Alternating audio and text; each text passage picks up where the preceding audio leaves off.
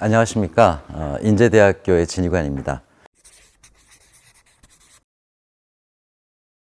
중국과 대만 관계, 양안 관계라고도 얘기하죠. 양쪽 해안의 관계다. 그래서 양안 관계. 뉴스에 또 많이 보도가 됩니다만 보도되는 것 이상으로 격한 그런 부분들도 굉장히 많습니다. 대만에 대한 중국의 입장은 일국 양제. 다른 나라가 아니다. 우리는 하나의 나라이고 제도만 다를 뿐이다. 그래서 국제사회에서 대만을 국가로 인정할 경우에 거기에 대해서 굉장히 민감한 반응을 보이고 있습니다. 미국 입장에서는 중국의 경제 성장을 견제해야 되는 그런 입장. 대만에 영향을 미치고 있는 기존의 중국의 영향력을 줄이기 위해서 대만 해협의 군사적 위기가 만약에 발생할 경우를 대비해서 안보적인 대책을 강화해 나가고 있는 그런 측면이 강합니다. 그래서 중국이 만약에 대만을 좀 더 많은 영향력을 행사하려고 할 경우에 미국은 가만히 있지 않겠다라는 그런 의사를 여러 번 내비친 적이 있죠. 지난 3월에는 미국이 대만에 상당한 양의 무기를 판매하는 것을 승인했습니다. 공대공 미사일과 공대지 미사일 200기, 100기, 300기를 수출하는 것을 승인을 했습니다. 최근에 미국이 전투기도 대만에 판매를 했죠. F-16 바이퍼 최신형 업그레이드 버전입니다. 그러면서 올 초에는 미사일까지 판매를 했거든요. 즉 F-16 바이퍼에서 전투기 또는 지상으로 쏠 수 있는 미사일 300기 판매를 승인했습니다.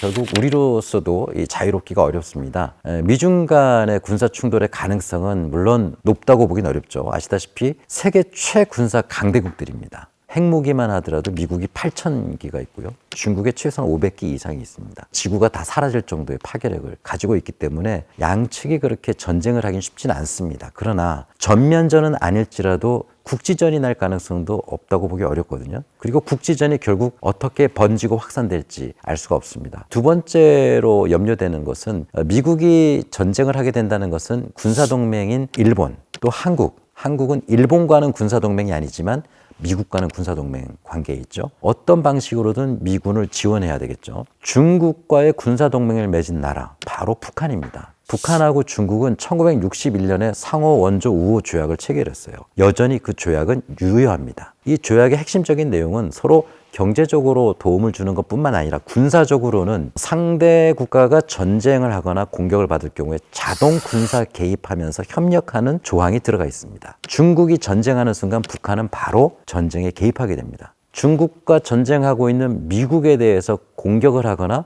방어를 해야 되거든요. 한국에 있는 미군 기지가 있는 평택, 또 일본에 있는 미군 기지, 북한의 미사일 공격으로부터 자유롭게 어렵겠죠. 쉽게 얘기하면 미중 간의 군사적 대립은 결국은 한반도의 남북전쟁하고도 바로 직결될 수 있다는 측면에서 굉장히 우리의 운명과도 결부되어 있는 중대한 문제다. 이런 점에서 우리가 더더욱 관심을 안 가질 수가 없습니다. 지난 6월 달에 중국이 세 번째 항공모함을 진수했습니다. 완성해서 바다에 띄웠다는 얘기죠. 첫 번째가 요녕성, 랴오닝함이죠. 두 번째가 좀 내려와서 산둥성, 산둥함이죠. 우리 한국과 가장 가까운 세 번째가 대만을 바라보고 있는 복건성, 푸젠성의 푸젠함입니다. 스키 점프대 같은 스토바 방식이라는 게 있는데 러시아에서 많이 쓰던 방식인데 영국도 물론 지금 그런 방식을 쓰고 있긴 합니다. 1번함과 2번함은 그런 스토바 방식인데 푸젠함은 스토바 방식이 아니라 캐토바 방식입니다. 스키 점프가 아니고 캐터필터가 끌어줘서 날아갈 수 있는 어떤 의미가 있냐면 스토바 방식으로는 전투기 외에는 이륙시킬 수가 없습니다. 그만큼 항력이 나오지 않거든요. 이 캐터필터로 끌어줄 경우에는 전투기 이외의 조기 경보기 좀 더 전투기보다 큰 비행기까지 이륙을 시킬 수가 있습니다. 그만큼 항공모함으로서 완성형에 가까운 형태가 된다는 것을 의미하죠. 그렇기 때문에 푸젠함이 진수돼서 취역한다는 것은 동중국해 그리고 대만 해협 일대에 더 많은 어떤 군사적 긴장을 가져올 것으로 보고 있고요. 그리고 최근에 그 중국의 2번 항공모함 산둥함이 서태평양까지 원정 훈련을 시도를 했고 또 조만간 곧 간다고 합니다. 어디까지 가냐면 괌 앞바다까지 갔다 온다는 겁니다. 중국의 여러 가지 그 해양 경계선들이 있는데 그런 도련선이라고 하는데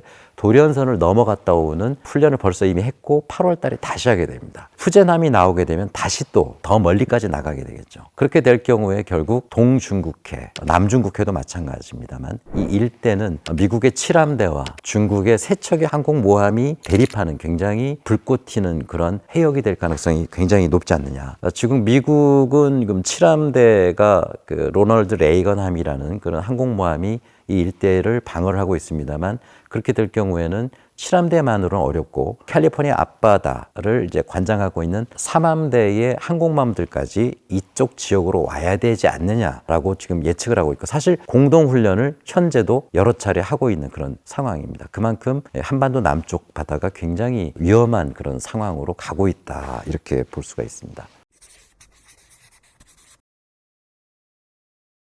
과연 이게 어떤 경쟁이냐? 국제정치 전문가들은 미국의 경제 위기가 중국과의 관계를 이런 모양새로 만드는 게 아닐까라는 생각들을 많이 가지고 있습니다. 8월 1일자로 세계 그 신용평가기관 피치의 평가를 보면 미국이 굉장히 오랜만에 등급이 내려갔어요. AAA, A 3개에서 A 2개, AA 플러스로 내려갔습니다. 물론 아직 무디스라든가 S&P 같은 경우는 그대로 유지하고 있습니다만 피치의 결정은 굉장히 많은 영향을 미칠 수가 있습니다. 최근에 미국 금융기관의 부도 사태도 있었고요. 그렇기 때문에 미국으로서는 여전히 물론 세계 최강대 국가이고 최고의 경제력을 가진 국가인 건 틀림이 없지만 과거보다는 분명히 못한 부분들이 있다 이렇게 볼 수가 있겠죠. 최근에 그 미국은 대만의 반도체 생산 회사이죠. TSMC 전 세계 파운드리 반도체의 60%를 생산하고 있거든요. 선진적인 회사에서 설계 도면을 주면 위탁 제조하는 그런 공장이다라고 보시면 됩니다. 그렇지만 전 세계 반도체의 수요를 봤을 때 일반적으로 사용되는 반도체가 더 많이 필요하거든요. 1위 기업입니다. 2위가 삼성인데 삼성하고는 5배 정도 차이가 납니다. 코로나를 겪으면서 우리가 많은 걸 느꼈습니다만 반도체 수급 부족이 가져오는 현상들 이것이 미국의 실업으로도 이어졌거든요. 그래서 미국으로서는 반도체가 차지하는 비중이 굉장히 중요하다는 걸 이제 느끼고 있고 세계의 파운드리 반도체를 60%나 생산하는 TSMC가 대만에 있단 말이에요. 그렇기 때문에 미국 입장에서는 대만이 중국 영향권에 들어갈 경우에는 미국 경제에 미치는 영향이 이만저만이 아니다라는 것들을 많이 느끼고 있는 것 같습니다.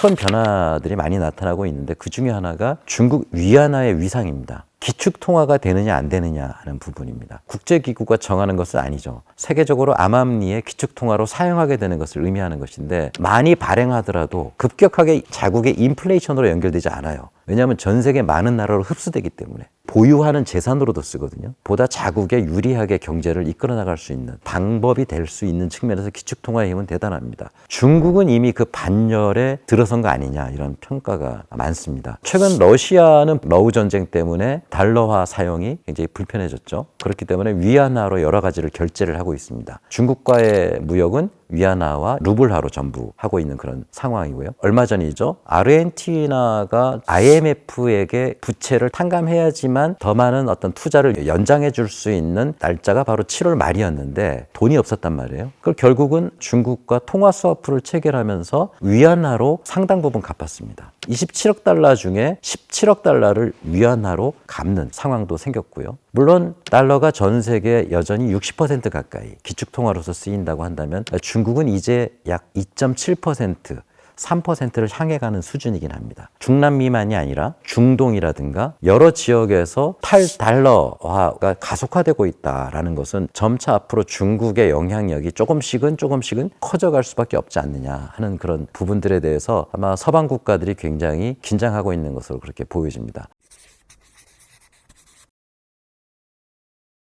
2024년 대만 총통 선거. 지금 중국과 미국은 초미의 관심사가 아닌가 싶습니다. 집권당인 민진당. 민진당은 대만 토착민들을 지지를 배경으로 하는 그런 정당입니다. 그리고 최대 야당이라고 할 수 있는 국민당. 제1대 총통부터 무려 11대까지 총통을 배출한 그런 정당입니다. 여론조사를 보면은 여당과 제1야당이 아닌 제3정당 민중당 후보인 커먼저 후보가 33%의 지지율을 득표율로 1위를 했습니다. 제3정당이라고 하는 곳은 어느 한쪽, 즉 친중이거나 친미가 아니라 양쪽을 협력해야 된다라는 캐치프레이즈를 내거는 정당입니다. 지금 커먼저 후보는 타이완의 수도 타이베이 시장이거든요. 굉장히 인기가 높습니다. 그리고 지금 민진당의 그 라이징더 후보는 30%, 그리고 국민당 후보 허우유이 후보는 23%의 지지를 받고 있습니다. 그래서 지금 중국 같은 경우에는 허우유이 후보를 계속 밀 게 아니라 제3의 후보인 커원저 후보를 지지하지 않을까라고 그런 예측들이 나오고 있습니다. 허우유이 후보와 커원저 후보가 협력을 하든 해서 민진당 후보를 탈락시키는